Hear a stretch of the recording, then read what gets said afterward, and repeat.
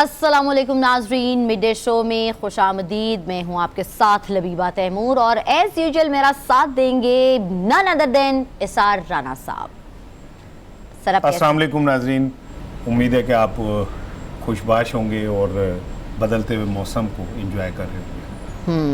हर तरह की खबरों के साथ हम हाजिर हैं कि डेवलपमेंट कौन कौन सी भी आपको पता है कि 1 बजे हमारा शो होता है और हम अपनी जो तमाम तर डेवलपमेंट्स हुई भी होती हैं उसके साथ आपके साथ हम शामिल होते हैं और आपको बताते हैं कि आगे आने वाले वक्तों में भी क्या अपडेट्स होंगी और क्या कुछ होने जा रहा है।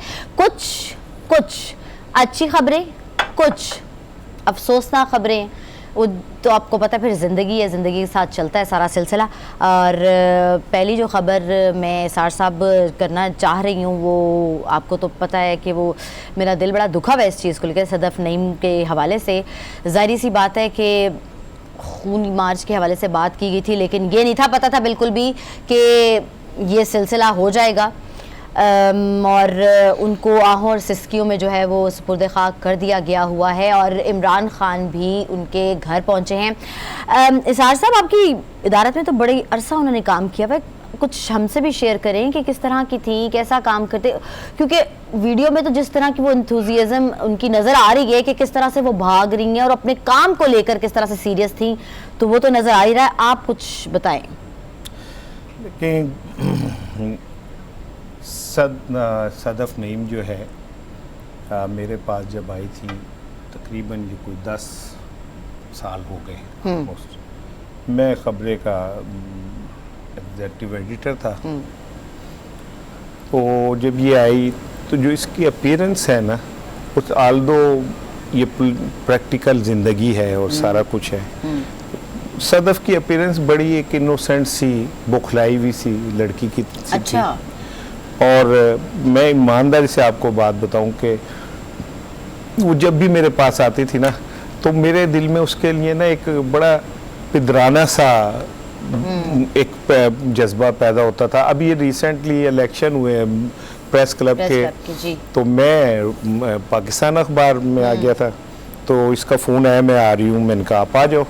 सर जी मैं इलेक्शन लड़ रही हूँ और सर जी तुसी मैनू जिताना है। अच्छा। मैंने कहा कि सदफ़ तू बड़ी बेवकूफ़ है, ये प्रेस क्लब है, सहाफ़ी है वो, और मैंने नहीं पता तुसी मैनू जिताना है। वो हार गई और बाकी 2-3 लड़कियां थी वो जीत गई।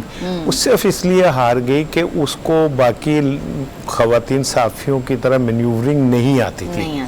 अब जो उसके साथ वाक़या पेश आया है वो इतना तकलीफ़ दे है। वो मैं अभी फुटेज मैं कहूँगा अपने प्रोड्यूसर से कि वो फुटेज दिखाए, लेकिन अभी नईम साहब ने हमें ज्वाइन किया है, उसके शोहर ने। नईम साहब अस्सलाम वालेकुम। नईम साहब अस्सलाम वालेकुम। नईम साहब आपको आवाज़ आ रही है मेरी? मेरा ख्याल है लाइन का कोई प्रॉब्लम है। तो ये लड़की ना ये ऑलराउंडर थी। आप इसे शोबिज़ में भेज दें, आप इसे किसी जगह भेज दें, ये पहुंच जाती थी। और फिर पागलों की तरह काम करना, पागलों की तरह जुते रहना रात तक, सुबह की निकली हुई रात तक। और मैंने इसे हाल से बेहाल देखा हुआ है। और मेरे ख्याल से वो ज्वाइन कर लिया। नईम साहब ने ज्वाइन कर। नईम साहब अस्सलाम वालेकुम। मेरा ख्याल है कि आपको आवाज़ आ रही है? जैसे ही राब्ता बहाल होगा हमसे बात करेंगे। हाँ जी, आप कंटिन्यू करें। अब इमरान खान साहब भी आज सुबह घर गए हैं उनके। रात को पीटीआई के काफ़ी सारे लोग थे, मुस्लिम लीग नून के लोग थे, क्योंकि उसको जिस तरह ट्रिब्यूट हम दे रहे हैं, मैं समझता हूँ कि उसने अपनी ज़िंदगी में कभी सोचा भी नहीं होगा कि उसे इस तरह का मुकाम मिलेगा। लेकिन जो उसकी खुलूस था ना अपने प्रोफेशन से, उसका आखिर इख्तिताम यही है कि आज पूरा पाकिस्तान जो है सदफ़ को वो ट्रिब्यूट दे रहा है। और मैं और मेरे जैसे जो लोग जिन्होंने उसके साथ काम किया है, मैं तो ये बड़ी मुश्किल से ये वाला सेगमेंट है ये पूरा कर रहा हूँ, क्योंकि मैं मुझे ये तस्लीम करते हुए ही अंदर से हिल जाता हूँ कि सदफ़ नहीं रही। सदफ़ वो कह रहे हैं कि जिस तरह वो भाग रही थी कंटेनर के साथ और जिस तरह काश में वो फुटेज आपको दिखा पाता कि वो किस तरह कंटेनर के साथ भाग रही थी। मैंने देखी है, लेकिन तो उसमें ना आप देखिए इमेज पता चल रहा है ये देखें, ये exactly. ये भागती भी आ रही है। नाजरीन आप चेक करें कि उसके अंदर अपने काम के हवाले से किस तरह से एक जोश और जज्बा है और उसके उस भागने में से नजर आ रहा है। और ये बजाते खुद इसमें बहुत सारे सवाल हैं कि क्या हम जो वर्कर हैं, क्या हम जो वर्कर क्लास हैं, क्या हम सिर्फ ईंधन हैं? आप देखिए ना रायन साहब, आप चेक करें कि वो जिस तरह से अपने काम को सीरियस लेके वो भाग रही है, और वो आपको पता है माशाल्लाह साहिब औलाद भी हैं, मां, 4 बच्चे हैं। और नईम साहब ने फिर, नईम साहब अस्सलाम वालेकुम। जी जी जी नईम साहब इसाराना बोल रहा हूँ, बड़ा दुख हुआ। सबसे पहले तो हमारी ताज़ियत कबूल कीजिए। और मैं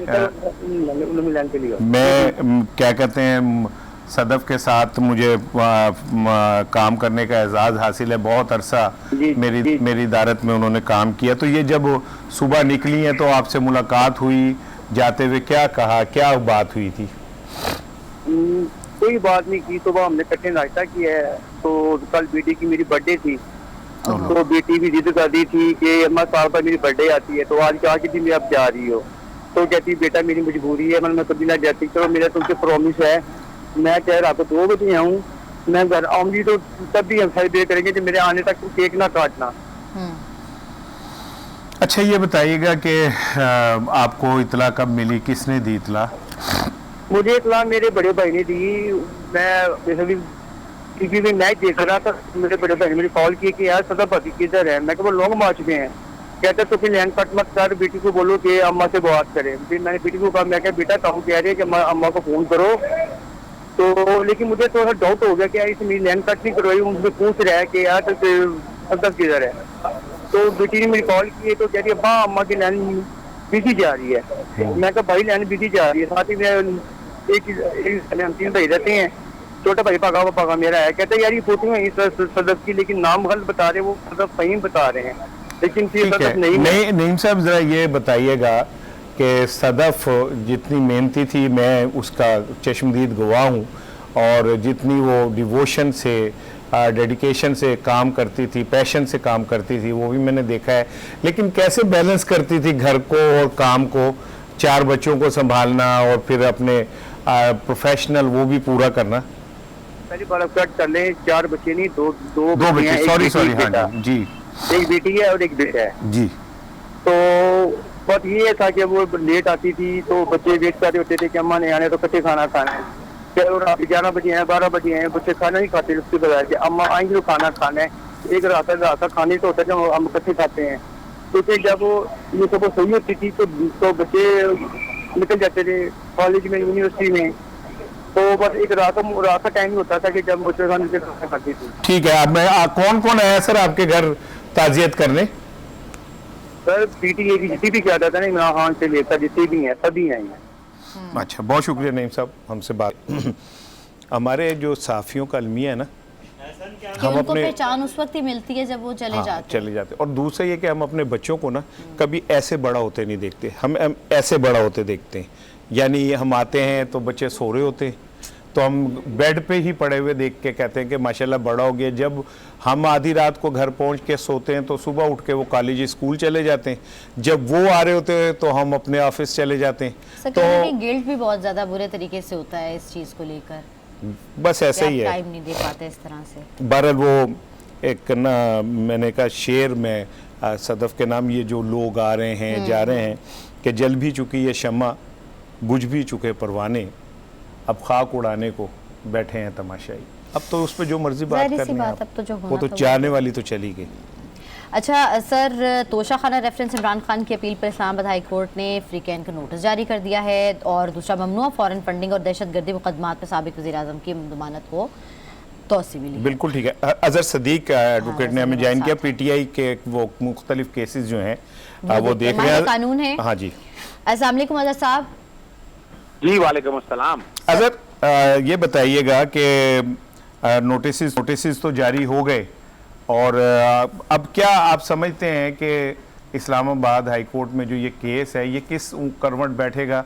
आप एक्सपर्ट हैं, फिर आप पीटीआई के साथ जुड़े हुए हैं, उनके केसेस भी देख रहे हैं, तो फिर दूसरा ये कि अचानक जो ममनुआ फंडिंग केस था उसको कन्वर्ट कर दिया एफआईए ने और इमरान खान साहब को उसका मरकज़ी मुलजिम भी नामजद कर दिया। तो क्या इस तरह के केसेस जो हैं, क्या इमरान खान जो है किसी वक्त भी किसी केस में धर लिए जाएंगे? बहुत शुक्रिया। बुनियादी तौर पर चीज समझने वाली है, वो बहुत जरूरी है। एक तो इस्लामाबाद हाई कोर्ट में इमरान खान साहब की तरफ से मामला ये चैलेंज हुआ कि वहाँ मियाँ वाली की इलेक्शन को है फिलहाल जो है ना ज़िमनी इलेक्शन को वहाँ रोक दिया गया है। दूसरा जो इमरान खान साहब के हल्के के जो वोटर हैं उनकी तरफ से लाहौर हाई कोर्ट में मामला चैलेंज किया गया और लाहौर हाई कोर्ट के अंदर वो मैंने चैलेंज किया है उसको, और आज जस्टिस साजिद महमूद सेठी ने अटॉर्नी जनरल को और एडवोकेट जनरल पंजाब को मुआवनत के लिए तलब कर लिया है। अच्छा। वहां बुनियादी तौर पर सेक्शन 137 की वायरीज को चैलेंज किया है कि जिसके तहत उन्होंने नाअहल करार दे दिया। सेक्शन 133 में 137 में तो नाअहल हो ही नहीं सकता है, वहां नाअहली का इख्तियार ही कोई नहीं है। ज्यादा से ज्यादा वो जुर्म की बात करता है 130, और ये आर्टिकल 10A की खिलाफ वर्जी है जो कि इलेक्शन कमीशन तो कोर्ट नहीं है। इलेक्शन कमीशन कोर्ट के इख्तियारात अपने थे कि एक इंतजामी अदारा है, और जिस तरह वो इस मामला को लेकर चल रहा है बहुत से सवाल उठ गए हैं। प्रोविडेंट फंडिंग में मामला ले लें, बाकी मामला ले लें, और यहाँ एक बात जो बड़ी अहम उठाई है कि 137 के तहत अगर फर्ज करें मान ने 120 दिन के अंदर काम करना था, वो नहीं किया, तो 167 में वो करप्ट प्रैक्टिस कराना था। 174 में सजा दी हुई है, वो 3 साल तक सजा और जुर्माना हो सकता है। क्वेश्चन बड़ा सीधा सा है कि जब सजा ही कोई नहीं हुई है, जब ट्रायल ही कंक्लूड कोई नहीं हुआ है सेक्शन 190 के तहत, तो ये नाअहली का कैसे इलेक्शन कमीशन है? इलेक्शन अजहर, आज तमाम अखबारात में ये खबर है कि एफआईए ने ममनुआ फंडिंग केस को कन्वर्ट कर दिया मनी लॉन्ड्रिंग में और इमरान खान साहब को मरकज़ी मुलजिम जो है ना वो नाफिज कर दिया। तो मनी लॉन्ड्रिंग केस तो बहुत खौफनाक एक जिसे कहना चाहिए कि दफ़ा है, और इसमें जिस पे ये नाफिज हो जाए या जिसको पर ये वो हो जाए उसके लिए तो बड़ी मुश्किलात हो जाती हैं। खान साहब को मरकज़ी मुलजिम भी नाफिज कर दिया, आज तलब भी किया है। मैं इसरार साहब, जहां तक प्रोविडेंट फंडिंग वाले मामले में अगर देखें तो ये ममनुआ फंडिंग तो है, फॉरेन फंडिंग तो है नहीं, क्योंकि सारी की सारी पार्टीज जो हैं जो भेजने वाले हैं, मिसाल के तौर पर नॉट पाकिस्तानी कह के उन्होंने कहा कि जनाब बीनेश प्रीति के नाम से मामला था कि वो ओवरसीज भी थे, तो साबित किया कि जनाब ओवरसीज होने का मतलब ड्यूल नेशनैलिटी है। वो जो पैसा दिया है और जो नोट पाकिस्तानी का, उस हद तक तो मैं लाहौर हाई कोर्ट से जीत चुका हूँ। यहाँ भी रिसेंटली आज जमानत का ऑर्डर का आया है जो हामिद जमान साहब का, और उसके अंदर वाज़ेह तौर पर अदालत ने ऑर्डर में कह दिया है कि ये बाकायदा हर चीज अकाउंट फॉर है, एक ट्रस्ट बना हुआ है, ट्रस्ट के अंदर पैसे आए हैं और वो पैसे इस्तेमाल हुए पार्टी के कॉन्टेक्स्ट में। तो वहां भी कोई ऐसी बात रह नहीं गई है जो इस बात को जस्टिफाई कर बैठे। लेकिन वजह ये है कि इस वक्त एफआईए अपने इख्तियार से तजावुज कर रहा है, जिस तरह इलेक्शन कमीशन कर रहा है, और जिस तरह यहाँ जो लफ्ज पॉलिटिकल विक्टिमाइजेशन का लफ्ज इमरान खान की गवर्नमेंट में लगाया जा रहा था, वो यहाँ लगाना साबित हो रहा है कि आप बैठ के ना कोई वजह ना कोई बेस, क्या किस बुनियाद के ऊपर ये सारा काम कर रहे हैं। आप हवाई तौर पर काम कर रहे हैं, जान बुझ के इख्तियारात को जिस तरीके से इस्तेमाल करें और उसका नुकसान बहुत क्या होगा। शुक्रिया। आज़ाद सदीक हमारे साथ माहिर कानून मौजूद थे, आपके सवालों का जवाब दे रहे थे, अपनी तरफ से पूरा सेटिस्फाइड करने की उन्होंने कोशिश की है। हाँ जी बिल्कुल की है, लेकिन बात वही है कि जो ये पैसे हैं जो बाहर से आते हैं और ये होते हैं। अब मैं तो चूँकि अभी आपने ब्रेक पे जाना है, लेकिन सब दो जुमले कहूँगा कि ये कैसे होता है कि करोड़ों रुपए जो है वो किसी भी पार्टी के फंड में आते हैं, लेकिन फिर उसका इस्तेमाल कहाँ होता है कोई पता नहीं होता, कोई नोट्स में भी नहीं होता, चाहे वो पीटीआई हो या कोई भी हो। करोड़ों रुपए जब फंडिंग के आते हैं। किसी एक पार्टी के हवाले से बात नहीं करें। हाँ। यहाँ वक्त हुआ है एक ब्रेक का, और कहीं ना जाइएगा, don't go anywhere. Welcome back to the mid day show. अब 1 बजे तक क्या क्या डेवलपमेंट हुई हैं और क्या होने जा रही हैं आपके साथ शेयर करते हैं, और इसीलिए एक और स्टोरी हम शामिल करने जा रहे हैं कि लॉन्ग मार्च का चौथा रोज़ इमरान खान आज गुजरांवाला में पड़ाव करेंगे। सर जी, ये गुजरांवाला में पड़ाव करने जा रहे हैं, अभी भी चलेगा सिलसिला इतना कुछ होने के बावजूद? नहीं, वो तो चलेगा, जाहिर है। लॉन्ग मार्च तो उनका एक प्लान है जिस पे क्या नाम है उन्होंने चलना ही चलना है।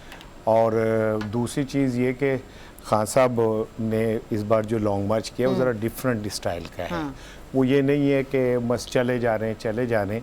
उन्होंने छोटे छोटे स्पेल, जैसे क्रिकेट के अंदर बॉलर से छोटे स्पेल कराते हैं ना ताकि वो फ्रेश रहे, खान साहब ने भी ये प्लान किया है कि वो एक पड़ाव डालते हैं, फिर रात रुकते हैं, फिर अगले दिन, ताकि फ्रेश वो रहे। और 3 घंटे 2 घंटे, आज जावेद लतीफ़ साहब का मैं अभी वो देख रहा था कि उन्होंने कहा कि ये पहला लॉन्ग मार्च है जो 3 घंटे दिन में चलता है और उसके बाद ख़त्म हो जाता है। आई गेस उन्होंने कहा था ना कि पुरअमन है, पुरअमन की वजह से मेरे ख्याल से उन्होंने ये चीज़ अच्छी बात है, स्ट्रैटेजिकली चल रही है। हाँ, लेकिन ये कि ये इसमें भी इमरान खान की एक सियासी हिकमत अमली है कि एक तरफ वो लॉन्ग मार्च को लंबा करके कर रहे हैं, दूसरी तरफ वो अंदर खाते जो मुक़्तदर कुव्वतें हैं उनके साथ भी राब्ते में रह के और कोई रास्ता बीच में से निकाल रहे हैं। कल उन्होंने कैटेगोरिकली ये कहा कि शहबाज शरीफ साहब के एक बयान के जवाब में कि भाई मैं तो उन लोगों से बातचीत कर रहा हूँ जिनसे आप डिग्गी में छुप के जाके मिलते थे, यानी कि वो उन्होंने इस बात का एतराफ़ किया कि वो मुक़्तदर कुव्वतों के साथ और इस्टेब्लिशमेंट के साथ राब्ते में है और वहाँ बातचीत चल रही है। अब ये सवाल बड़ा दिलचस्प है कि अगर आपने इस्टेब्लिशमेंट से मिलके ही सारे रास्ते निकालने हैं तो ये जमहूरियत, ये सियासत, ये अवाम की कुर्बानियाँ, ये वोट, ये कहाँ खड़ा है? Exactly. ठीक है, अगर आपने और फिर अगर जिन कुव्वतों के नाम लेके आप उन्हें चैलेंज कर रहे हैं और आपने उन्हीं से रात के अंधेरों में मुलाकातें करनी है, तो ये क्या फ़र्क है आप में और बाकी लोगों में? सही बात है, ठीक है ना। मैं ये नहीं कह रहा कि आप इस्टेब्लिशमेंट से टकरा जाएं तो या इस्टेब्लिशमेंट के साथ आप जो है को बराह रास्त हेड ऑन हो जाए। जो इदारे हैं वो पाकिस्तान के हैं और उनके साथ हमें मिलके चलना है। Exactly. लेकिन ये तो तय करना है कि पाकिस्तान की जो हमने आगे बढ़ना है वो किस रास्ते पे बढ़ना है। Exactly. क्या सारी जिंदगी इसी तरह मिलजुल के और अपने अपने हिस्से लेते रहना है या हमें डेमोक्रेटिक वे में आगे जाना है? ठीक है ना। आमिर खाकवानी सीनियर तज्ज़ियाकार हैं, उन्होंने हमें ज्वाइन किया है। बहुत बहुत शुक्रिया आमिर खाकवानी साहब। आमिर साहब अस्सलाम वालेकुम, इसाराना बोल रहा हूँ। जी जनाब, राना साहब क्या है? आमिर बहुत खूबसूरत कालम लिखते हैं। अच्छा। ओहो। और जितना खूबसूरत कालम लिखता है आमिर उतनी खूबसूरत शख्सियत भी है। कभी आप उनसे मिलेंगे तो आपको पता चलेगा। वो शख्सियत ही तो आपकी, वो आप जब लिखते हैं कुछ उसमें आपको नजर नहीं नहीं, इस पे तो आमिर किसी टाइम बोलेंगे। अच्छा। कि ये जो हमारे कालम निगार है ना, इनके 2 चेहरे हैं। हाँ। एक चेहरा जो लफ्जों में नजर आता है और एक चेहरा वो जो मुफादात के लिए इधर उधर भागता फिरता है। तो किसी दिन आमिर से इस पे भी बात करेंगे। आमिर साहब, हम बात कर रहे हैं खान साहब के लॉन्ग मार्च के हवाले से और मेरा सवाल ये है कि जब खान साहब ये कहते हैं कि जी मेरा तो, और परवेज इलाही भी ये कहते हैं कि हम तो वहाँ बात कर रहे हैं जहाँ पे बात का कोई नतीजा निकलेगा, तो फिर ये डेमोक्रेटिक सिस्टम कहाँ गया भाई? जी, मैं भी आपकी बात सुन रहा था और बिल्कुल मुझे 100% इत्तेफाक है आपकी बात से कि ये कितना एक घिनौना सा और कितना भयानक सा एक मजाक लगता है, खौफनाक सा। आप देखें ना, मतलब अब मैं वैसे राणा साहब पिछले 2-3 सालों में 4 साल कह लें, बहुत सी चीजें एक्सपोज हुई हैं। ये एक अच्छी बात हुई है कि आवाम के सामने, लोगों के सामने सब कुछ खुल के आया है कि क्या हमारे यहाँ पॉलिटिक्स, हम जमहूरियत, सियासी जमातें, सियासत की बातें करते हैं लेकिन फैसले कुछ और होते हैं और मुज़ाकरात, और हर कोई उसी तरफ जाता है। अगर ना इमरान खान साहब को इन्होंने इलेक्शन के जरिए अपनी अवामी कुव्वत का मुजाहरा कर रहे हैं। अभी इन्होंने कोरम में भी इलेक्शन जीता है। अवाम इनके में खासा बड़ा हल्का, काफी बड़ा हल्का इनके साथ है। और बल्कि जो ज़मीनी इंतखाबात हुए हैं, चाहे वो 17 जुलाई आ रहे हो चाहे 16 अक्टूबर के हो, सारे क्लीन स्वीप किए उनमें। हाँ, उन्होंने तो मेजॉरिटी इनकी ही बनी ना। तो फिर अपनी अवाम की ताकत पर उस पर आप भरोसा करें ना। लेकिन अवाम की ताकत आमिर साहब सुन नहीं रहा ना कोई। वो भी तो एक बात है ना कि अवाम की ताकत का एहतराम कोई नहीं कर रहा। अपने बात ठीक है, लेकिन मैं ये समझता हूँ कि अब इस वक्त इस तरह के मुज़ाकरात, इन चीजों से या फौरी जल्दी करने के बजाय अगर ये 6-8 महीने इंतजार कर लें, और पंजाब और केपी में इनकी हुकूमतें हैं, वहाँ पे काफी सारा ये काम कर सकते हैं। आप देख रहे हैं सूबाई महकमे कितने ज्यादा हो चुके हैं, तालीम, सेहत, हर चीज सूबों के पास आ चुकी है। कुछ डिलीवर करने की कुछ कोशिश करें, कुछ, और सबसे बड़ी अपनी तंजीम बनाए। जैसे इमरान खान की जो खामियां थी 2018 में, इनके पास तंजीम नहीं थी, पार्टी इनकी मजबूत नहीं थी, इनके जात पे वोट पड़ता है, जो भी पड़ता है इनका। और आज 2022 है, इसमें ये पोजीशन है। अगर 2023 में इलेक्शन हो, जाहिर इलेक्शन होंगे, तभी अभी तो फौरी अनाउंस हो, तब भी 2 महीने के बाद इलेक्शन होंगे, तो 2023 आ ही जाएगा। तो 2023 में इलेक्शन होंगे तब भी वही पोजीशन होगी, पार्टी नहीं है। आमिर साहब एक बताइए कि 3 दिन पहले एक प्रेस रिलीज आई वज़ीर आज़म की जानिब से कि 11 रुकनी कमेटी बना दी है जिसकी राना सनाउल्लाह साहब हेड कर रहे हैं और ये कमेटी मुज़ाकरात करेगी इमरान खान से, और उस कमेटी की जानिब से बयान भी आ गया कि हम मुज़ाकरात की पेशकश करते हैं। फिर ऑल ऑफ अ सडन अगले ही दिन वो सारा कुछ वापस हो गया और उसके बाद हुआ कि नहीं जी हमने कोई मुज़ाकरात नहीं करने। तो ये इतनी उजलत क्या होती है कि रात को आप फैसला करते हैं सुबह बदल जाता है? को कुव्वतें हैं जो वो फैसले बदलवा देती हैं? ये भी तो देखे ना, जिस कमेटी का मसालियती और मुज़ाकराती कमेटी के सरबराह राना सनाउल्लाह साहब होंगे उसने क्या मुज़ाकरात करने हैं? देखा ना, नून लीग के सबसे हार्ड लाइनर हैं इस वक्त और वजीर दाखिला के तौर पे सख्त स्टेटमेंट देते हैं, बहुत ज्यादा सख्त, और उनका लहजा बहुत ही जारहाना है। अगर उन्होंने वाकईतन मुज़ाकरात करने थे पीटीआई के साथ, कुछ मॉडरेट बंदों को सामने रखना चाहिए ना। कुछ तो लोग ऐसे होंगे जिनका पीटीआई के साथ किसी किस्म का कोई राब्ता हो जाए, उनके लिए काबिल कबूल हो। राना सनाउल्लाह की सूरत में मुज़ाकराती कमेटी के हेड होगा तो वो किसने बात करनी है? या ख्वाजा आसिफ अली जिन्होंने वो पिछली बार जब पार्लियामेंट में गए थे तो कोई शर्म होती है, कोई हया होती है, और उसके बाद दलील करने की जो चीजें थी, तो वो उसमें ये मेरे ख्याल में बहुत ही जरूरी है कि भाई ये भी यानी एक ढकोसले ना किए जाएं। और ये बात आपकी ठीक है कि शहबाज शरीफ साहब को तो बिल्कुल ही अंदाजा हो रहा है कि किसी चीज उनके हाथ में कुछ है ही नहीं। वो जो है ना कि वो शेर है कि वो क्या लगाम बाग हाथ में है ना पैर रकाब में है, वो इस तरह के शेर है। तो ये है कि आप बिल्कुल बेख्तियार हवा में मुल्क नजर आते हैं। कोई किसी किस्म की कोई पॉलिसी, कोई मतलब सारे फैसले या तो लंदन से हो रहे हैं या जरदारी साहब या इनका असर होता है, और वो उनके हाथ में चीजें है ही नहीं। ये मेरा ख्याल है सबसे ज्यादा इसमें पूरे ये जो पीडीएम के आने के बाद सबसे ज्यादा जो एक्सपोज हुए हैं वो शहबाज शरीफ साहब हुए हैं। उनका जो एक गुड एडमिनिस्ट्रेटर का, एक स्ट्रॉन्ग पर्सनैलिटी का इमेज जो है ना वो पाश हो गई है, बिल्कुल जिस तरह ना चिकना चूर हो गया वो बुद्ध जो बनाया गया था 15-20 साल की मेहनत से। सबसे ज्यादा उनको नुकसान हुआ है। इमरान खान साहब को वही आपके सवाल जो पिछले में आता हूँ, जो आपने कहा कि बिल्कुल ठीक बात है, और फिर खान साहब उसको भरा भी नहीं रहा, वो साफ, इनको असल में उनका मकसद इनको डिग्रेड करना है ना, उनकी वो तज़हीक और तौहीन करना चाहते हैं।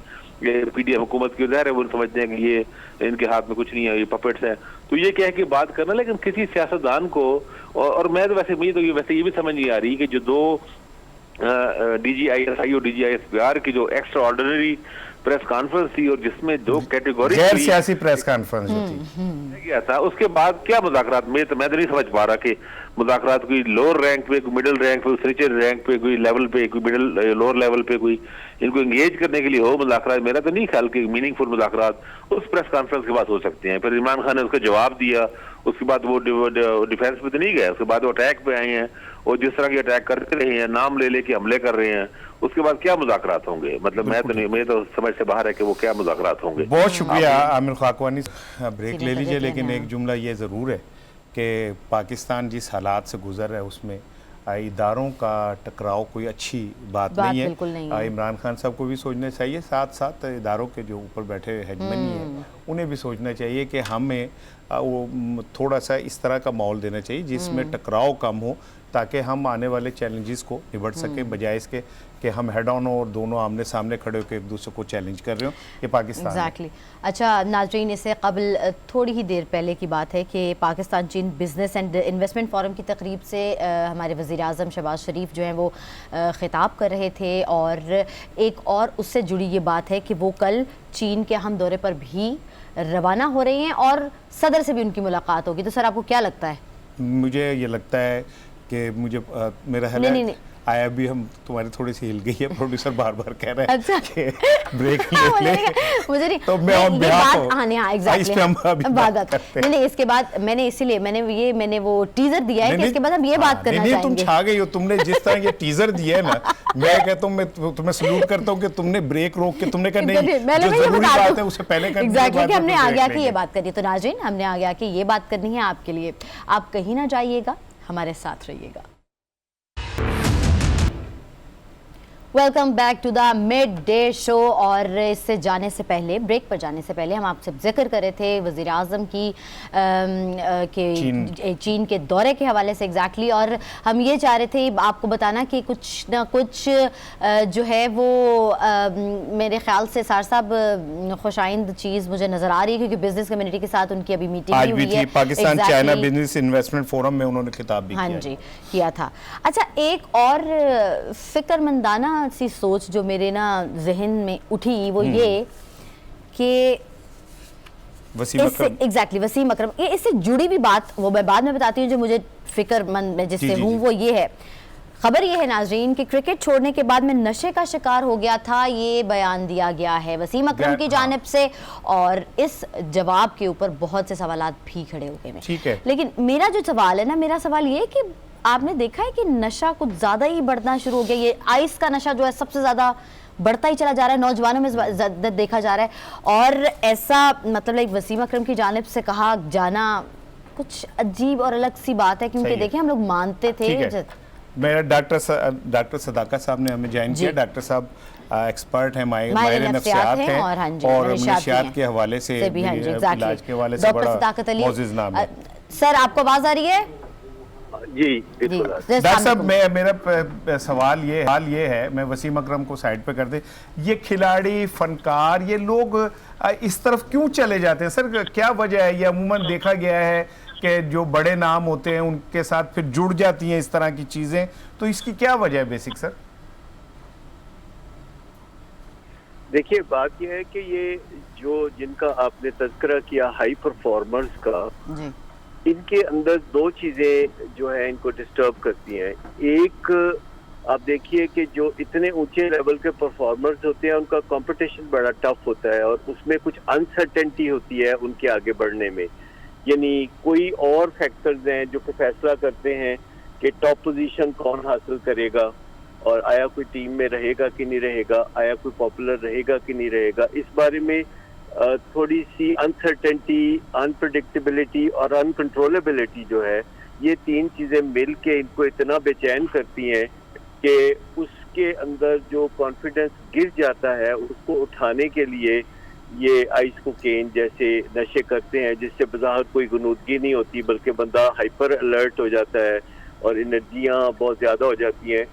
और इसी किस्म का एक मामूली नशा चाय कॉफ़ी है, जो आप देखें कि चाय का कप पीते ही किस तरह कैफियत बदलती है। तो आप सोचिए उससे हजारों गुना ताकतवर जो नशे हैं आइस कोकेन के, तो उससे कितना ज्यादा इंसान ओवर कॉन्फिडेंट हो जाता है। डॉक्टर साहब, मेरा ये चाय का कप आपको नजर आ गया अब, जिसकी वजह से आप कह रहे थे मैंने डराता तो उसी फड़ के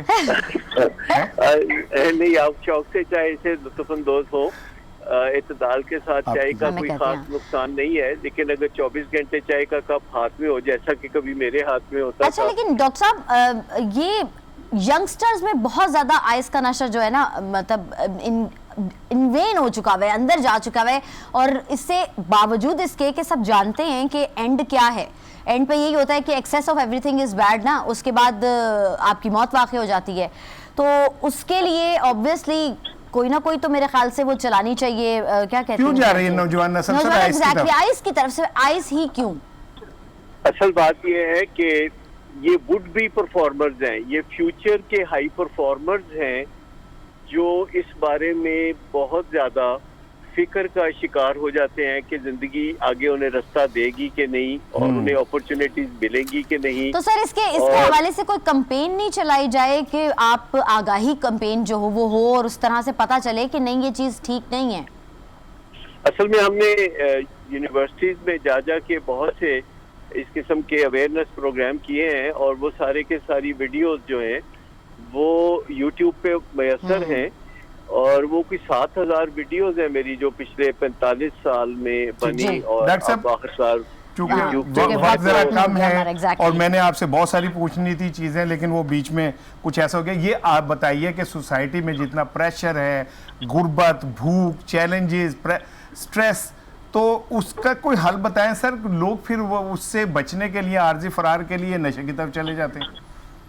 हाल उसका ये है कि जो पर्सनल डेवलपमेंट है ना, आजकल जब भी कोई दुनिया में तशरीफ लाता है तो उसके लिए आगे कुछ इस किस्म की आसानियां नहीं होती जैसे कि पहले होती थी कि जिंदगी गुजारना निस्बतन आसान। Thank you so much doctor साहब, वक्त की कमी की वजह से हम लोगों को आपकी पूरी बात नहीं सुनने को मिली।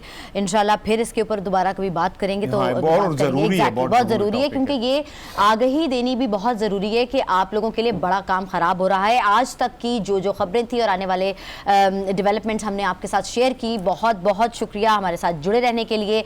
आज का शो यहीं ख़त्म करते हैं, इंशाल्लाह कल मिलेंगे नए दिन के साथ, नई खबरों के साथ। अपना बहुत ख्याल रखिएगा। अल्लाह हाफ़िज़।